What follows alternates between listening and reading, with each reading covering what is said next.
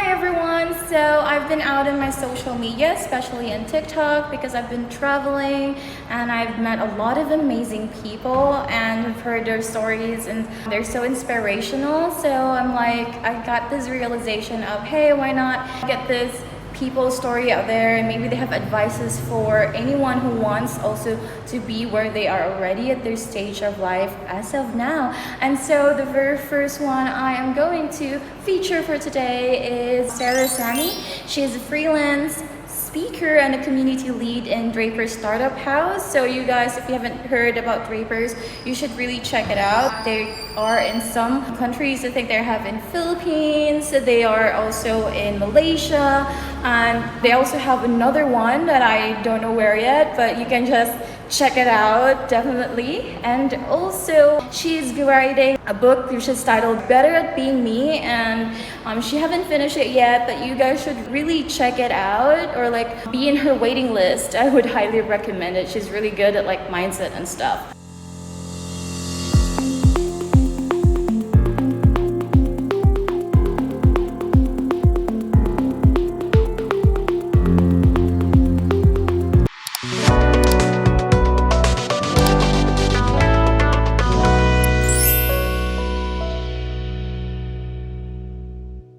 Yes, here's Samy, and yes, Sarah, you mentioned earlier about like the ABCs of mindset. Can you talk more about it? Okay, so hi everyone. I met Kris last week and she is such an amazing soul. Big heart, so much of passion and love, and she's just wonderful. I'm so privileged, so happy and honored to be her very first guest. So the ABC rule. So what is this whole ABC rule, right? So last year was a really tough year for me. My 13-year relationship ended. I had to move back home. Shortly after that, exactly 2 months later, my dad passed away. And I realized that something that kept me going, something that helped me with this method that I sort of, it's not something that I created, but I was inspired by someone else. And I call it the ABC rule because it's just so simple as ABC. And A basically stands for accepting life as it is. So before life happens, before things happen, we accept life as it is. So it helps us to stay grounded, to stay present, and it would take away all the blaming, justification, and all the victim mindset. So how do you accept things as it is? Just to be present and acknowledge that you can't change things. You can't go back and change the past. You can't, even just 1 second ago, I just can't change things, right? So we gotta accept that we just can't change things, whatever has happened. So that's how we accept life as it is. Number 2 is to build empowering habits. So that is what the B stands for, build empowering habits. I'm all about empowering, building habits, because I realized that over time, when I was younger, I had bad habits. When I'm older, much more wiser, I would say, I've learned to create habits that empowers me and moves me forward. And also, I'm a tiny habits certified expert. So that's why I'm all into habits, because I help people and also myself create tiny habits that has big transformational change in our lives. And the C stands for celebrate your wins. Big, small, celebrate. We usually don't celebrate our wins. We beat ourselves up for the small little things that we don't do, but we never celebrate ourselves. So it's so important to celebrate ourselves. Even if you feel like you don't have anything to celebrate about, trust me, if you woke up today, something to celebrate. Because there are people who probably couldn't even wake up today. There's probably someone who they just passed this morning, right? Yeah. So it's so important to celebrate our wins, big and small. It's really not the big things because it happens once in a while. It's all the small little things, tiny things that makes the bigger difference in our lives. So there you go. Yeah, that is amazing. And you mentioned about celebrating wins, and that is really something that not a lot of people actually practice. And with that, do you have like things you suggest that people would do, like maybe buy a cake or something, or like Yeah. indulge themselves into something, Yeah. like maybe something that they can spend money with, and if it's Yeah. not money, what do you think other things that, or at least in your own experience, Yeah. like do the celebrating wins? Okay, let me share my practices. I like to use celebration where you don't need any kind of monetary or you don't need effort. I like to use my own body. So pick something that makes you feel good. For example, if you do a power pose like this, you automatically will feel good. If you just do a power pose, or you do, Yeah. like, or sometimes you feel like an NBA player, you just take the trash and you crash that and you just throw it in the bin, like, So these are the small little things that I do. Sometimes I just snap my finger, I was like, hey, I got that, Yeah. So it's really using our physical body to kind of like reinforce that anchor moment, that that feeling that, okay, I did something well. And when you do that, your body feels good. You have the dopamine effect and things like that.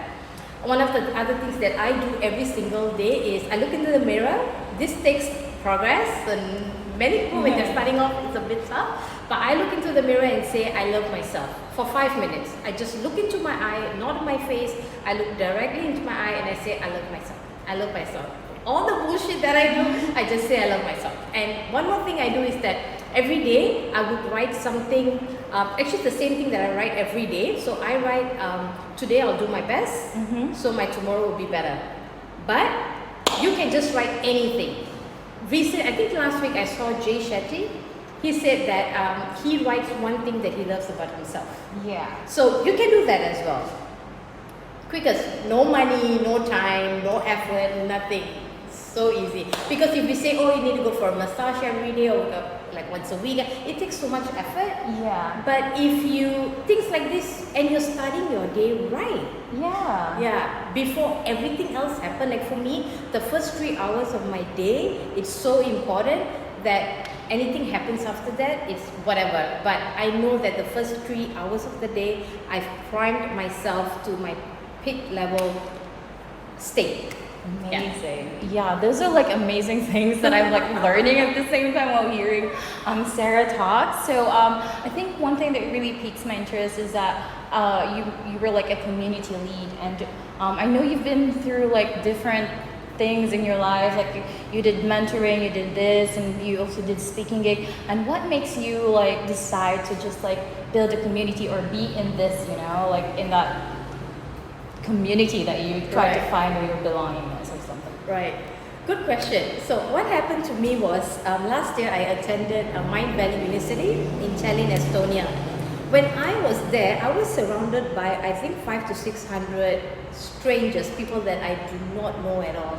And what happened was I felt like I was myself, like I belonged somewhere, like I felt like I was able to do whatever I want to do, crazy stuff. And every day I would be on the stage dancing, because every time before the class started, they would play Justin Timberlake's song. Can't remember the name, but yeah, so they would play his song, and I'll be the first monkey on the stage jumping. Like, this is what I really love doing. And at the end of the 3 weeks after the whole Mind Valley U, I realized that the reason why I've held myself back so much is because I've never felt belong in like where I am, because the people around me do not think the way that I think. But I was surrounded by people who are as crazy as me. So that's when I realized, Sarah, your passion in life, you just want to be happy, and your mission is you just want to be spatial, not special, but spatial, to hold the space for someone to feel seen, to feel loved, to feel heard, and to feel safe. Because I felt so safe. I cried because when I went to Mind Valley U, it was 2 weeks after my dad passed, and I was crying, I wept, I did all my healing there, but I never felt judged. Yeah. But in my own reality, with the people I was in a relationship with, I always felt judged because I always felt weird. I never felt like I could fit in. So, and then the opportunity to run Draper Startup House came to me when I had an intuition in December that I had a client that signed up for my one-on-one, for my coaching program. And it didn't work out, and something was telling me like, Sarah, you're playing too small. and that's why you just don't fit. You feel like it's a struggle. And then I told myself, you know what, I'm gonna let go of this client. God let go of her, and then Draper came along, and now I'm making bigger impact on a bigger scale. That's amazing. Oh my God, like thank you so much for sharing that. And like, okay, so I think it's gonna be like the ending questions. Like, what is your favorite quote? Like, what's a quote in your life? Okay, so I won't say my favorite quote. I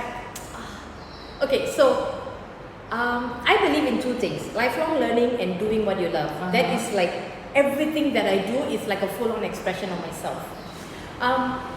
Quotes, I feel like it comes.